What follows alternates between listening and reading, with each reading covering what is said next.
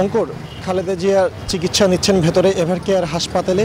তার শারীরিক অবস্থা আগের থেকে কিছুটা উন্নতির দিকে, তবে তিনি ঝুঁকিমুক্ত নন বলে আমরা জানতে পেরেছি। একই সাথে কিন্তু তিনি তরল খাবার খেতে পারছেন, কিন্তু স্বাভাবিক খাবার এখনও গ্রহণ করতে পারছেন না। একই সাথে আমরা হাসপাতালের সূত্রে জানতে পেরেছি সেটি হচ্ছে গত রাতে তার ডায়ালাইসিস করা হয়েছে। তার যে কিডনির সমস্যা সেটির ডায়ালাইসিস করা হয়েছে বলে আমরা জানতে পেরেছি।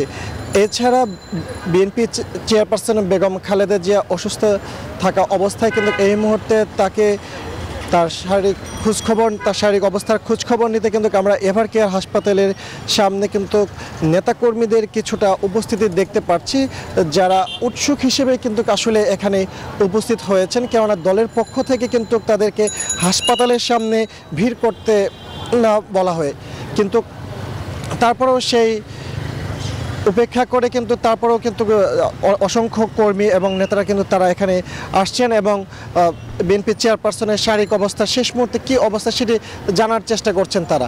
সরকারের পক্ষ থেকে এবং বিএনপির কোনো সিনিয়র নেতাদের আমরা এখন পর্যন্ত এভারকেয়ার হাসপাতালে আসতে দেখিনি। তো এই ছিল আমার কাছে এভারকেয়ার হাসপাতালের সামনে থেকে বিএনপি চেয়ারপারসন খালেদা জিয়ার স্বাস্থ্যের সবশেষ তথ্য। অঙ্কুর।